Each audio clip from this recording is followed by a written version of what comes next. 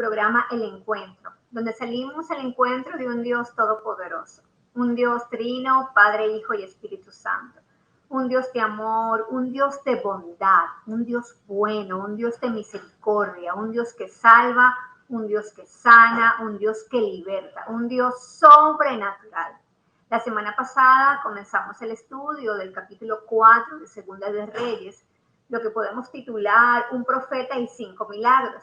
Estuvimos hablando en la Segunda de Reyes, en el capítulo 4, en sus versículos, en su primera parte, del versículo 1 al versículo 7, específicamente el relato del profeta Eliseo con la viuda y una vasija de aceite o su pequeña botella de unción. El contexto del inicio del capítulo 4 de Segunda de Reyes hablamos cómo el profeta Eliseo hizo un milagro a una mujer viuda. Ya no tenía esposo, obviamente había quedado viuda con problemas financieros y estaba al cuidado de sus hijos. En el antiguo Medio Oriente las mujeres eran consideradas inferiores, pero el milagro realizado por el profeta Eliseo demuestra el cuidado, la provisión de un Dios por los desamparados y discriminados. La provisión en la casa de la viuda era proporcional a la fe de la mujer y así a su necesidad y a lo que ella estaba enfrentando en ese momento. Esta mujer le manifestó al profeta Eliseo que solo tenía una vasija pequeña de aceite y en su casa estaba la herencia, el linaje escogido del Dios Todopoderoso, y el acreedor vino a cobrar una deuda. ¿Para qué? Para llevarse el linaje escogido. ¿Y qué salvó a esta viuda de entregar a sus hijos y de poder pagar toda la deuda? La unción y la herencia que su esposo había dejado en su casa. Fue lo que utilizó el profeta Eliseo para activar un milagro sobrenatural de multiplicación y dimensionar la fe de quién, de esta mujer, de sus hijos y todo su alrededor, porque al ella pedir vasijas prestadas, estaba testificando, estaba haciendo visible el milagro que el Señor había hecho. Quien se dice, el historiador judío Josefo explicaba o dice que esta mujer en necesidad era la viuda del profeta Abías. Hoy vamos a escudriñar las escrituras en el mismo libro de Segunda de Reyes, en el capítulo 4, igual continuamos en el capítulo 4, pero ahora vamos a escudriñarlo desde el versículo 8 al 37. Hoy vemos en el escenario del mismo capítulo 4 a una mujer desde otra esquina de necesidad. Tenía esposo, dice la Biblia, quien era importante, es decir, lo que implica que era muy influyente, y no tenía hijos. Vamos a leer la Biblia, estos encuentros sobrenaturales. Allí vamos a ver presentes dobles milagros que el profeta Eliseo le hizo a esta mujer. Venimos de hablar de un profeta que recibió una doble porción de su maestro, del profeta Elías, y pues hemos cargado el capítulo 4 de Segunda de Reyes ¿de qué? De ahora milagros sobrenaturales sobre el manto profético que estaba manifestado en el profeta Eliseo. Aquí esta mujer tuvo doble milagros. Primero, le dio vida a la esterilidad de la mujer y hubo una muerte, pero también hubo una resurrección que vamos a estar escudriñando en las escrituras. Y podemos ver que desde el capítulo 4, desde el 8 al 17, vamos a hablar de qué? De la esterilidad de la mujer. Y desde el 18 al 37 vamos a ver qué sucedió después que ella tuvo un hijo y cómo Dios se manifestó con poder para resucitar a su hijo de entre los muertos, utilizando al hombre de Dios, al profeta Eliseo. Vamos a orar. Amado Dios y Padre Celestial, Dios Todopoderoso y Eterno, una vez más colocamos tu palabra, Señor, tu palabra que es fiel y verdadera, tus promesas, Señor, tu palabra que nos edifica, tu palabra que nos levanta, tu palabra que es lumbrera para nuestro camino, lámpara para nuestros pies, que guía nuestros pasos a camino de bien y a camino de rectitud, quien nos lleva de victoria en victoria y podemos ver en la vida de otros testificado tu poder y tus encuentros sobrenaturales. Te pedimos en este día que seas tú abriendo nuestros sentidos espirituales, que seas tú dándonos entendimiento y conocimiento de tu palabra y que podamos ser no solo oidores de tu palabra, sino que seamos hacedores de ella. En el nombre de Jesús. Amén y amén. Hoy he titulado este mensaje Construyamos un pequeño aposento. Y leemos la palabra en el nombre del Padre, del Hijo y del Espíritu Santo de Dios. Aconteció también que un día pasaba Eliseo por Sunem y había allí una mujer importante que le invitaba insistentemente a que comiese, y cuando él pasaba por allí, venía a la casa de ella a comer. Y ella dijo a su marido, he aquí ahora yo entiendo que este que siempre pasa por nuestra casa es varón santo de Dios. Yo te ruego que hagamos un pequeño aposento de paredes y pongamos allí cama, mesa, silla y candelero, para que cuando él viniera a nosotros se quede en él. Y aconteció que un día vino él por allí y se quedó en aquel aposento y allí durmió. Entonces dijo a Giese su criado, llama a esta tsunamita. Y cuando la llamó, vino a ella delante de él y dijo entonces él, Giese, el criado, dile aquí, tú has estado solícita por nosotros con este esmero. ¿Qué quieres que haga por ti? ¿Necesitas que hable por ti al rey o al general del ejército? Y ella respondió, yo habito en medio de mi pueblo. Y él le dijo, ¿qué pues haremos por ella? Y Giese respondió, he aquí que ella no tiene hijos y su marido es viejo. Dijo entonces, llámala. Y él la llamó y ella se paró a la puerta y él le dijo, el año que viene, por este tiempo, abrazarás un hijo. Y ella dijo, no, señor mío, varón de Dios, no hagas burla de tu sierva. Mas la mujer concibió y dio a luz un hijo el año siguiente en el tiempo que Eliseo le había dicho.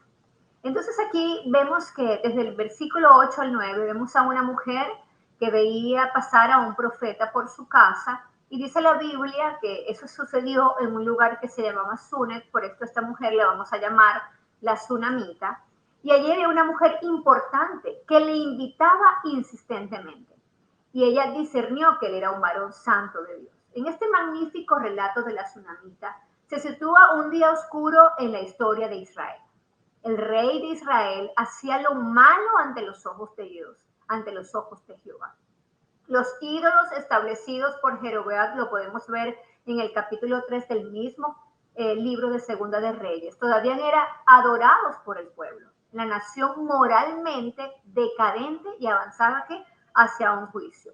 A pesar del bajo estado espiritual del pueblo, que mencionaba a Dios solamente de labios, decía el profeta Isaías, pero no de corazón.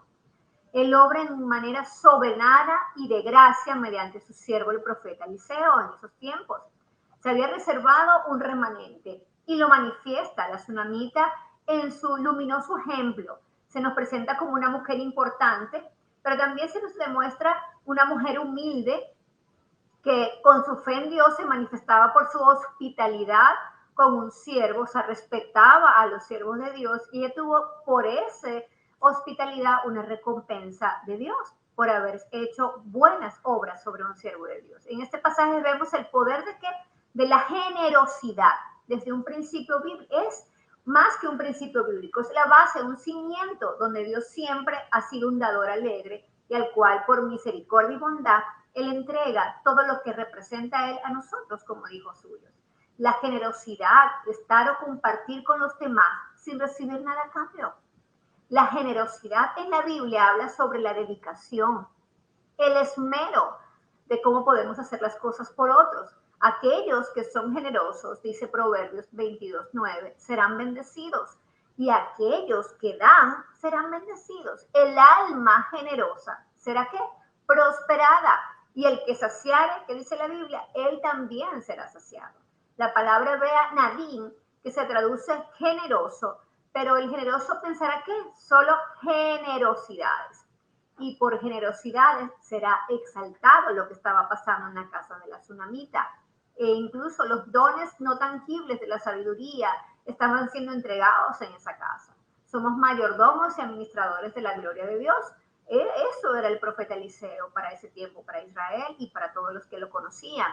Pero a su vez el pueblo no reaccionaba ante los profetas, no estaban dirigiendo su mirada al profeta y por eso es de resaltar lo que la mujer sunamita estaba haciendo por este hombre de Dios. Y el profeta Eliseo, por su trabajo de profeta, tenía que viajar mucho, ya fuera para ministrar a las personas o enseñar en las escuelas de los profetas. Él tenía una casa en el Monte Carmelo. Y Suné era una ciudad de Isaacar y estaba más o menos a unos 30 o 35 kilómetros del Monte Carmelo. ¿Qué dijo Jesús en Mateo 10, 41, 42? El que recibe a un profeta Por cuanto es profeta, recompensa de profeta recibirá. Y el que recibe a un justo, por cuanto es justo, recompensa de justo recibirá. Y cualquiera que dé a uno de estos pequeñitos un vaso de agua fría solamente, por cuanto es discípulo, de cierto os digo que no perderá su recompensa. Y eso estaba pasando en la casa de la tsunamita. Ella, por lo que estaba haciendo por el hombre de Dios, no sería de dejar recompensada. Siempre recibiría su recompensa. ¿De mano de quién? Del Dios Todopoderoso. Porque si alguien sabe dar y entregar de lo que nosotros damos a Dios, si alguien se encarga de multiplicar lo que nosotros entregamos a Dios, es nuestro Padre Celestial. En Hebreos 13:2 dice, no olvidéis la hospitalidad, porque por ella algunos, sin saberlo, hospedaron a ángeles. El profeta Eliseo pasaba por allí frecuentemente por Sunet, que estaba ubicada cerca de Jezreel. Y allí había esa mujer importante, una tsunamita que le invitaba insistentemente. La insistencia que es, viene del verbo insistir, el cual a su vez proviene del latín insistiere. ¿Qué significa eso? Literalmente poner de pie alguna cosa. Pararse y presionar algo. La palabra insistir hace referencia a repetir, es decir, continuar haciendo dicha actividad y no parar hasta obtener ¿qué? El resultado deseado. Eso era lo que estaba haciendo la tsunamita con el profeta. Estaba insistiendo, le estaba diciendo a su marido, entiendo que este hombre que pasa por nuestra casa es un varón de Dios. Allí había discernimiento espiritual. Pudo decir que el profeta Eliseo tenía ella entendimiento que era un varón santo de Dios. Qué bueno que Eliseo manifestara su carácter y que se distinguía a los ojos de los demás como un varón santo de Dios. Pero qué bueno también las personas que pueden reconocer cuando alguien porta algo de Dios y que porque aportar algo de Dios reciben respeto, reciben amor, reciben generosidad y sobre todas las cosas reciben de mano de Dios lo que el profeta quería dar al pueblo de Dios, que el poder sobrenatural, abrir las puertas de su casa para que entre Dios y entregue de lo que quiere dar en cada hogar. La palabra hebrea bin significa comprender, o ser capaz, sabiamente considerar, prestar atención, tomar en cuenta, discernir, percibir, indagar. Ella dijo, entiendo. Ella estaba entendida en los tiempos y estaba entendida de quién era de Dios y quién no era de Dios. Y para ese tiempo eso era una joya, porque el pueblo estaba siendo confundido y no estaba adorando al Dios viviente. Ahora le pregunto ya a usted, ¿usted está prestando atención? ¿Usted está entendido quién es un verdadero hijo de Dios y quién no lo es? ¿Usted se está dando cuenta qué está pasando por su casa?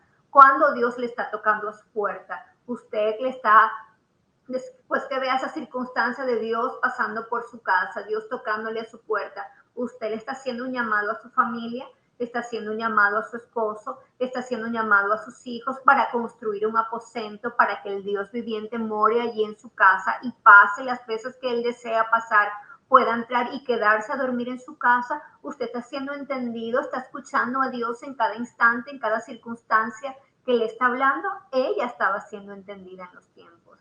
Y le dijo a su esposo, te ruego que construyamos que un pequeño aposento de paredes, y las paredes eran la protección a esa presencia de Dios para mantener esa presencia dentro de su casa. Ella estaba estableciendo un muro y un antemuro y preparando un cuarto ¿para quién? Para el profeta, donde habían 4 objetos interesantes que vamos a estudiar. Había una cama, una mesa, una silla y un candelero. La cama la Biblia está llena de simbolismos. Y la cama es un simbolismo que nos habla de ¿qué? De un descanso, de un reposo. Cuando usted va a la cama, usted va a reposar y a reforzar sus fuerzas para levantarse con mayor fuerza, valga la redundancia. La cama es un símbolo del descanso que podemos obtener en Cristo Jesús, estar quietos y conocer que yo soy Jehová. Mantenerse descansando, no tener afán ni ansiedad, sino creyendo que Dios está con nosotros. ¿Y la mesa qué es? Es un símbolo de nuestra comunión con Cristo. La silla es un símbolo de enseñanza y es posible también de un trono. ¿Quién se sienta en una silla? Un rey está en su silla, está sentado en su trono, que dice la Biblia. que Jesucristo está sentado en su trono y que la tierra es el estrado de sus pies. Y el candelero es un símbolo de testimonio, de presencia de Dios. La cama, el término cama hebreo común para cama es miska, procedente de la raíz chakat, acostarse, donde se encuentra el debido reposo. Y allí donde hay un debido reposo es que usted se puede descansar. Incluso en la cama usted puede llorar a solas, puede tener una intimidad con Dios para encontrar ese descanso. La mesa del Señor es la expresión de la presencia de Yahvé en medio de su pueblo y la comunión permanente de los fieles con Dios. Comer, beber, alegrarse delante de Dios simboliza la máxima felicidad de una manera escatológica, sentarse a la mesa con nuestro Padre Celestial. Todos estamos esperando que sentarnos a esa mesa. ¿Qué dijo el salmista en su Salmo 78, 19? Y hablaron contra Dios diciendo, ¿podrá poner mesa en el desierto? El significado bíblico de mesa es un soporte que servía ¿para qué? Para colocar los alimentos u objetos sobre una superficie plana, sólida, estable. En los lugares santos, las mesas eran ideales para los panes, platos, cucharas, tazones. Dios ha tenido siempre un propósito con una mesa de manera simbólica desde el principio, le ha dado simbolismo. Sabemos también que la mesa en el tabernáculo fue hecha ¿de qué? De madera de acacia. Es importante eso y es interesante que el altar de quemar incienso y del holocausto también fueron del mismo material de qué? De una madera de acacia. El Señor fue tan específico con la construcción de las mesas como lo fue con el resto del tabernáculo. ¿Por qué madera de acacia? Podemos aprender algo de los judíos. En hebreo, la madera de acacia es chitín y para los judíos es un acrónimo de 4 diferentes palabras. Mires cuáles son. Shalom, que significa paz. Yeshua, la salvación. Toba, que es bondad. Y Mechilán, que es perdón. La mesa regularmente, si usted se ubica a una mesa natural, ¿qué tiene una mesa? Tiene 4 sujetadores, ¿verdad? Está la mesa y tiene 4 sujetadores. ¿Qué sostiene? ¿Qué son? Entonces, ¿qué sostiene una mesa? Bíblicamente, Shalom, la paz. Yeshua, la salvación. Tobá, bondad. Y Mechilán, que es que el perdón. En una de las mesas del tabernáculo es donde el incienso era quemado también. Simbolizaba que las oraciones. La oración es la conversación que tenemos con Dios, donde oímos su voz y admitimos nuestra dependencia total de Él. Nos acercamos a Él confiadamente ante el trono de la gracia, creyendo que vamos a alcanzar oportuno socorro, donde en la oración. La única forma en la cual podemos tener paz es a través de donde del perdón, que nos es otorgado por medio de la muerte de nuestro Señor Jesucristo y por medio de Él. Nuestros pecados, nuestros errores son perdonados. Así que si tenemos arrepentimiento, si pedimos perdón y confesamos nuestros pecados bajo estos 3 principios, nos hacemos responsables y nos acercamos a Dios queriendo cambiar nuestra vida. Y allí Dios puede obrar. Esta mesa tenía esos 4 sujetadores. Y ahí estaba la tsunamita construyéndole la habitación al profeta Eliseo. ¿Qué dice la Biblia o qué decía el rey David? En el Salmo 23:5, tú preparas mesa delante de mí en presencia de mis enemigos. Cuando usamos nuestras mesas apropiadamente, de manera natural en nuestro hogar, pueden ser canales también de bendición, ¿no cree? Porque podemos preparar mesas para colocar pan, el pan de vida principalmente que Dios, y también poder compartir con otros el pan. Podemos usar esas mesas sirviendo una comida a nuestros seres queridos, compartiendo no solamente la comida física, sino la comida espiritual. Colocar, porque en la mesa también es suficientemente grande. ¿Para qué? Para estudiar la Biblia. Podemos hacer devocionales en una bonita mesa. Y la silla. La silla es el sitio, el trono. Dios es soberano y está sentado en su trono. La silla significa trono. El trono es donde se sientan los reyes. La Biblia dice que el Jesucristo es el Rey de Reyes y el Señor de Señores. Está sentado en qué? En autoridad, en soberanía. En una casa donde no haya autoridad reconocida, van a haber problemas. Y la cabeza de una casa debe ser Cristo. A veces hay problemas porque la autoridad quiere ser impuesta. No debemos imponer la autoridad. Debemos tener la autoridad cuando nos sentamos en la silla de autoridad, las que nos representan, las que tenemos nosotros. Cada uno en el hogar puede sentarse en su silla. y representar la autoridad que Dios le ha dado. El candelero era otro de simbolismo que estaba allí, que ella estaba colocando dentro de esa habitación. Aquí utiliza la palabra en hebreo menorá. Menorá es la luz encendida en la casa del Señor. Es la presencia del Señor. Cuando ahí está que una revelación. Y a mayor intimidad, a mayor revelación, y mayor revelación, mayor gloria. El candelero significa revelación, que es muy necesaria en nuestros hogares. La revelación no es solo para las iglesias. La revelación funciona en el momento que Dios lo permite en nuestra vida, porque los problemas llegan en algún momento y necesitamos la revelación para poder discernir por medio del Espíritu Santo de Dios y saber qué está sucediendo en nuestra vida, qué está sucediendo en nuestro hogar, qué está sucediendo con nuestros negocios, con nuestro caminar. Es necesaria la profecía, es cierto, cuando viene de Dios sobre nuestro hogar, cuando su palabra llega para impactarnos. Pero Él también nos puede revelar por medio de su palabra, directrices, nos puede hablar, nos puede dar claridad a lo que podamos estar viviendo. La presencia de Dios nos da tranquilidad y la presencia de Dios nos da ¿qué? Revelación. Ahora hagamos un paréntesis de estos 4 simbolismos, pero yo le voy a agregar que el techo, porque ella estaba aquí construyendo un aposento, un pequeño aposento. Le construyó paredes y le estaba ya dándoles, surtiéndole todos los elementos que el profeta iba a necesitar para quedarse en ese aposento. Pero todo aposento o todo cuarto tiene que techo. Entonces vamos a hablarle del techo. Y cuando ella creó el aposento, al hablar del techo, dice que ella dijo un aposento alto. Debemos saber que cada casa tiene un techo. Y espiritualmente hablando, Dios es la cabeza de la iglesia. Cristo es la cabeza del hombre. ¿Y qué dice la Biblia? Que nosotros somos templo. El que ha recibido a Jesucristo como único y suficiente Salvador, se le ha dado potestad de ser hijo de Dios y convertimos en templos del Espíritu Santo. Entonces, ¿quién es la cabeza?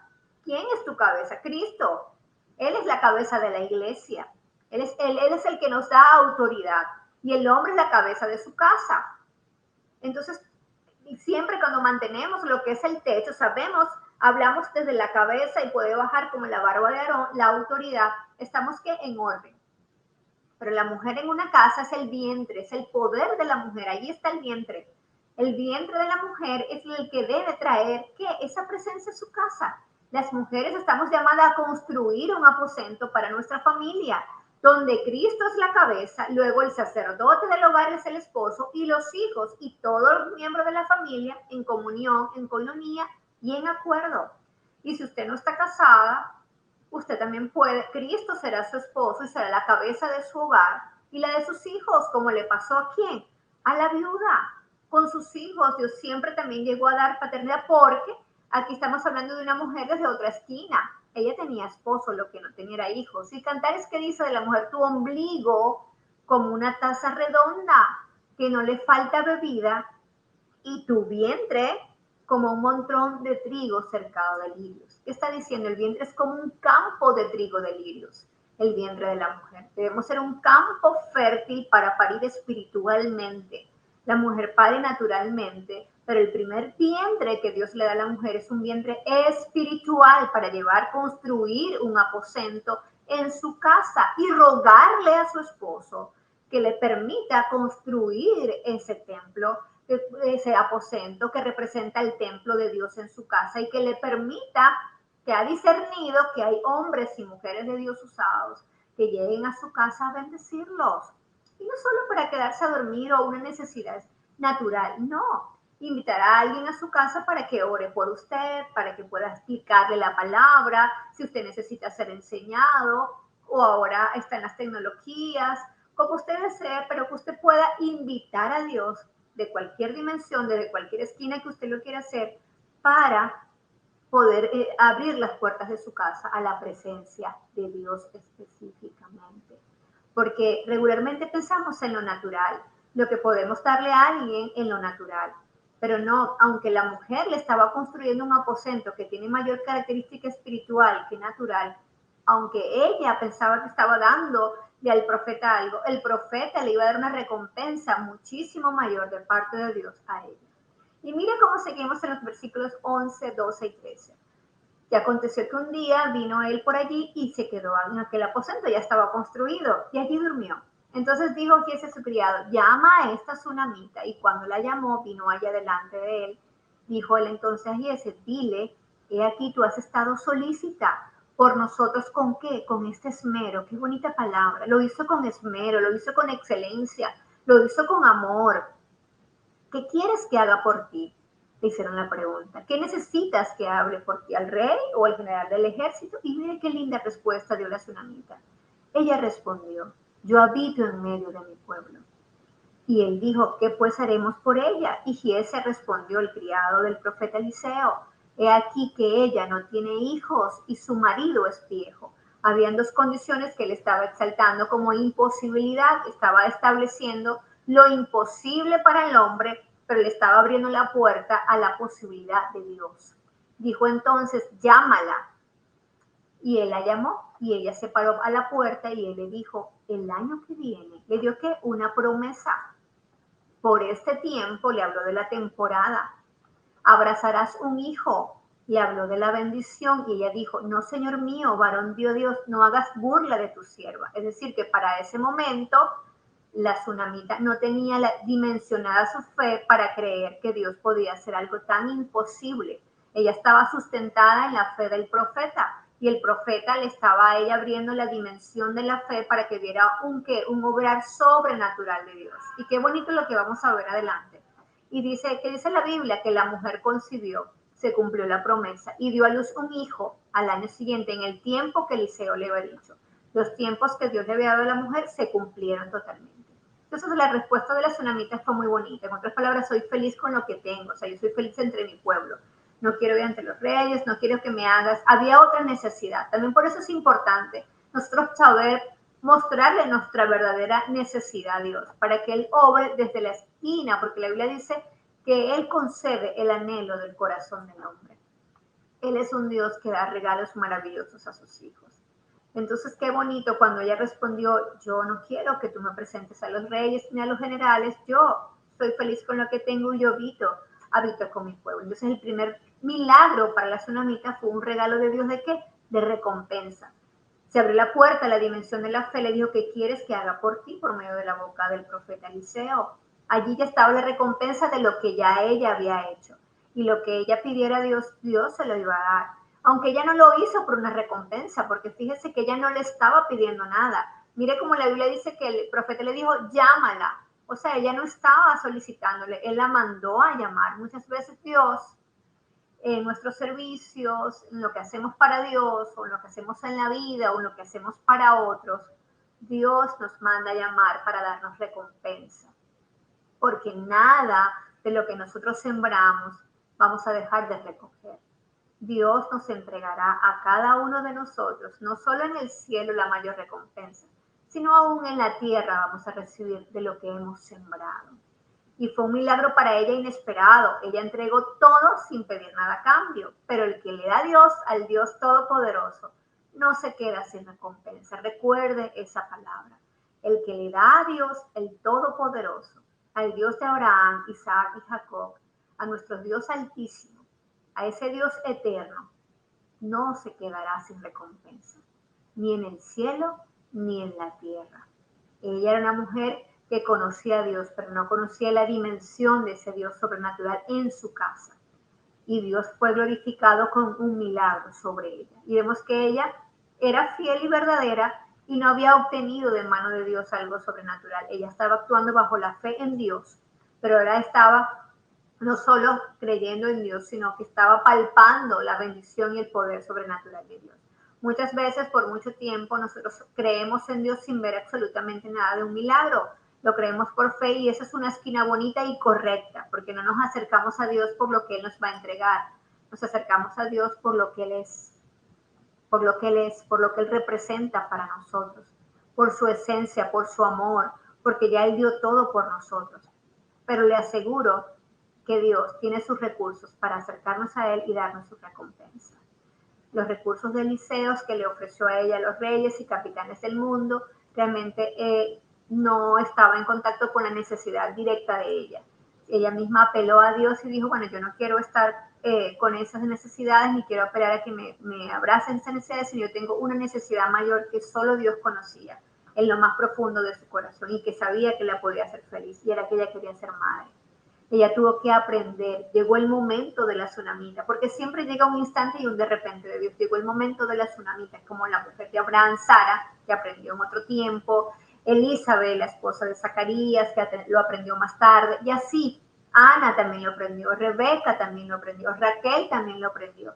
Dios en su momento también les hizo que darle vida a su esterilidad y abrazaron un hijo. Pero la tsunamita le esperaba una experiencia mayor, porque a ella Dios le hizo un doble milagro, porque Dios no se cansa de bendecirnos, y había otra lección que ella tenía que aprender. Y en verdad, el Señor se lució con la tsunamita. Fue hermoso lo que hizo con ella. No solo le dio vida a su esterilidad, sino que vamos a ver que le dio vida en la resurrección de los muertos. Y mire lo que pasó desde el versículo 18 al 37. Y el niño creció. Pero aconteció un día que vino a su padre, que estaba con los segadores, y dijo a su padre: ¡ay, mi cabeza, mi cabeza! Y el padre dijo a un criado: llévalo a su madre. Y habiéndole él tomado, traído a su madre, estuvo sentado en sus rodillas hasta el mediodía y murió. Ella entonces subió y lo puso, ¿dónde lo puso? Sobre la cama del varón de Dios. Y cerrando la puerta se salió. Y llamando luego a su marido le dijo: te ruego que envíes conmigo a alguno de los criados y uno de los dioses y regrese, los criados del varón de Dios, y regrese. Y él dijo: ¿para qué vas a verlo hoy? ¿No es nueva luna, ni de día ni de reposo? Ella respondió: paz, paz, paz. Ella le dijo: no es nueva luna, no es día de reposo, pero ten paz, ten paz. A veces a las voces que nos están hablando cuando nosotros estamos procurando nuestro milagro, tenemos que decirle: paz, ten paz, y callar esa voz en paz. Y después hizo enalbardar al asno y dijo al criado: guía y anda, y no me hagas detener en el camino, sino cuando yo te lo requiere. Partió pues y vino al varón de Dios al monte Carmelo, y cuando el varón de Dios la vio de lejos, dijo a su criado y decía: he aquí la tsunamita, te ruego que vayas ahora corriendo a recibirla y le digas: ¿te va bien a ti? ¿Le va bien a tu marido y a tu hijo? Hizo 3 preguntas y ella dijo: bien. Oh, aleluya. ¿Te va bien a ti? ¿Te va bien a ti? ¿Te va bien a luz de tu casa? ¿Estás bien con tu marido, con tus hijos? Si Dios está en tu casa, ella había construido el aposento en su casa. Ella dijo: bien. Y tenía un hijo que estaba muerto y dijo: bien. Luego que llegó a donde estaba el varón de Dios en el monte, se asedió a sus pies y acercó a Jesse para quitarle, pero el varón de Dios le dijo: déjala, porque su alma está ¿en qué? En amargura. Y Jehová me ha encubierto el motivo y no me lo ha revelado. Aleluya. Había llegado la revelación directa de Dios hacia la tsunamita. Ella dijo: ¿pedí yo a hijo a mi Señor? Le hizo una pregunta. ¿No dije yo que no te burlases de mí? Entonces dijo él a Jesse: ciñe tus lomos y toma mi báculo en tu mano y ve. Si alguno te encontrare, no lo saludes, y si alguno te saludare, no le respondas, y pondrás mi báculo sobre el rostro del niño. Y dijo la madre del niño: viva Jehová y vive tu alma, que no te dejaré. Él entonces se levantó y la siguió, y Jesse había ido delante de ellos, había puesto el báculo, ¿qué? Sobre el rostro del niño, pero no tenía voz ni sentido. Y así se había vuelto para encontrar con Eliseo, y se lo declaró diciendo: el niño no despierta. Y venido Eliseo a la casa, aquí que el niño estaba muerto, tendido sobre su cama. ¿En cuál cama? En el aposento alto. Entrando él entonces, cerró la puerta tras ambos, ¿y qué? Y oró a Jehová. Estaba preparada los elementos para la oración. Después subió y se tendió sobre el niño, y poniendo su boca sobre la boca de él, y sus ojos sobre sus ojos, y sus manos sobre las manos suyas. Aleluya. Así se tendió sobre él, y el cuerpo del niño entró en calor. Volviéndose luego, se paseó por la casa a una y otra parte, y después subió y se tendió sobre él nuevamente, y el niño estornudó 7 veces y abrió sus ojos. llama a esta tsunamita, le dijo él a su criado. Y él la llamó. Y entrando ella le dijo, toma tu hijo. Y así que ella entró y se echó a sus pies y se inclinó a tierra. Y después tomó a su hijo. Mire qué interesante. Después que el profeta Eliseo resucita a su hijo, ella no corre a la bendición. Mire qué hermoso. Sino que ella primero corre a darle acción de gracias a Dios por lo que había pasado y después tomó a su hijo. Le habían resucitado a su hijo de entre los muertos. El milagro y la fe había crecido en la mujer tsunamita. La fe se había dimensionado en ella. En el principio del relato, ¿qué le dijo el profeta? Ella le dijo al profeta que no se burlara de su esterilidad. Pero mire lo que estaba diciendo el profeta. Dios no me ha revelado a mí lo que le está sucediendo a ella. La revelación ahora la traía la tsunamita. La revelación del poder de Dios estaba sobre ella. Ella ahora era la que estaba procurando el milagro de la resurrección. Cuando al principio no creía que Dios podía darle vida a la esterilidad, ahora creía que Dios podía resucitar entre los muertos a su hijo, porque su fe se había dimensionado. Dios le hace a usted un milagro y le puede hacer el segundo milagro y le vamos en batalla y en victoria y en victoria. El testimonio creció en la vida de la tsunamita. Ella luchó y estableció un tiempo de sobrenaturalidad, de milagros dobles en su vida. Qué hermoso testimonio nos está entregando Dios con esta palabra. Qué hermoso testimonio cuando la tragedia de la muerte llegó a pocos años, que fue provocada, se dice que es posible por la insolación. Usted puede estar presentando, su hijo puede estar presentando un dolor de cabeza, que puede llamarse desviaciones, puede llamarse dardos del maligno, puede llamarse droga, puede llamarse chichería, puede llamarse yugos, puede llamarse pornografía, enfermedades. Puede usted ver el dolor de cabeza que él tiene, el ay, y que pueda estar muerto aún estando vivo. Pero Dios quiere resucitarlo porque la Biblia dice que Jesucristo vino para que tuviésemos vida y vida en abundancia. Y que aquel que cree en Jesús será resucitado como Jesucristo, dice la Biblia, que vino a la tierra, se hizo hombre, caminó como hombre y que fue resucitado al tercer día. Aquí vemos dónde llevó el profeta Eliseo, dónde usted lleva sus problemas, dónde lleva su dolor de cabeza, dónde lleva la muerte de las situaciones que usted tiene. Debe llevarlo al aposento que usted ha construido en su casa. Debe llevarlo allí, acostarlo en la cama, sentarse en la silla de autoridad que Dios le ha dado, establecerse en la mesa, alumbrar el candelero. Usted tiene que estar en el aposento alto encendiendo. Y mire que esta vez el milagro no fue instantáneo. El milagro, dice la Biblia que el profeta caminaba de un lado a otro y que la oración del justo puede mucho. Él le oró a Jehová. No fue con sus fuerzas, fue con la instrucción del Dios Todopoderoso, porque cada circunstancia Dios se glorifica de manera diferente en nuestra vida. Le dijo, ten paz. ¿Acaso nuestra fe será capaz de incapacitar o discutir con la incredulidad? ¿Qué le dijo? ¿Qué le dijo la tsunamita a su esposo? El esposo le estaba argumentando cómo se hacían las cosas, porque para ver a los profetas en aquel tiempo, él estaba diciendo, no es nueva luna, ni día de reposo. O sea, porque en relación a las lunas y el reposo, el corrompido pueblo de Israel había un culto a Jehová y estaba desorganizado. Y parece que el pueblo prefería consultar a todo menos a Dios. Incluso en vez de los sacerdotes, ellos consultaban muchísimas cosas de diferentes maneras muy desordenadas. Y las consultas a los profetas solo se hacían en días especiales. Y por eso el esposo le estaba diciendo, ¿por qué vas a ir hoy? No puedes ir hoy. Pero ella le dijo, paz. Ella no discutió.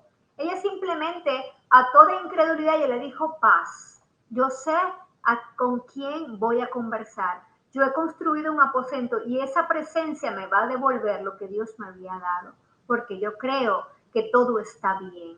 ¿Cómo está tu hijo? ¿Cómo está tu marido? ¿Cómo te va? Ella dijo, bien, porque ella estaba cimentada en la roca. Ella creía que Dios le iba a cambiar su circunstancia como se la cambió la primera vez. Jehová le había traído una revelación directa a la tsunamita y ella sabía que todo iba a estar bien en manos del Dios todopoderoso. Buscar a Dios en oración y ruego puede cambiar nuestras circunstancias. Cuando la tsunamita llegó ante el profeta, se aferró a sus pies como señal de respeto. Aferrémonos a los pies de Cristo. pero también había desesperación. Es legítimo llorar ante los pies de Dios, estar allí postrado ante su presencia. ¿Para qué? Para clamar aún desde nuestra amargura. El profeta vio la amargura. Él no vio fue la revelación, pero él sabía el estado de su corazón. Y aunque él tomó su báculo y lo envió, pero el Señor quería que fuese con oración, con clamor, con ayuno, y que fuese con una dirección directa de él, que fuesen al aposento y se mostraran ante su presencia. Y allí iba a bajar el milagro del Dios Todopoderoso, porque toda la gloria, toda la honra y toda la alabanza iba a ser para nuestro Dios. Allí cerramos la puerta en el aposento y allí nos postramos para colocar todo lo que está muerto en nuestra vida y nuestra familia, todo lo que está sucediendo. Cuando llegó a la casa, él vio que el niño estaba muerto, pero también corrió a orarle al Dios Todopoderoso. Todopoderoso, ese Dios, el Dios de lo imposible, nuestro Dios. Vaya al encuentro de ese Dios de lo imposible. La oración eficaz del justo puede mucho. La oración, el clamor, el ayuno, el silicio, el buscar a Dios en verdad. Esa oración le agrada a Dios, contrito y humillado, expresando nuestras muertes naturales y nuestras muertes espirituales. Y le aseguro que aquel que dice la Biblia, yo soy la resurrección y la vida, va a resucitar todo lo que pueda estar muerto en usted. El Dios Todopoderoso va a traer vida y vida en abundancia a todo lo que usted está viviendo. El segundo milagro fue arrebatado. Cuando ya Dios se había manifestado en su casa de una manera, ella tuvo la fe y la seguridad y la confianza en un Dios todopoderoso que lo podía volver a hacer. Los milagros de Dios no son cuantificados. Las bendiciones del pasado no pueden determinar las bendiciones del presente ni las del porvenir. Lo que Dios te ha entregado, nadie te lo puede quitar. Nadie. Lo que es tu bendición es tuyo. Así que construye tu aposento en tu casa. Pídele al Dios Todopoderoso que entregue todos los elementos que tú necesitas en ese lugar y arrebata allí tu bendición. Dale vida a tu esterilidad y dale vida a todo lo que pueda estar muerto en tu vida. Dios te bendiga.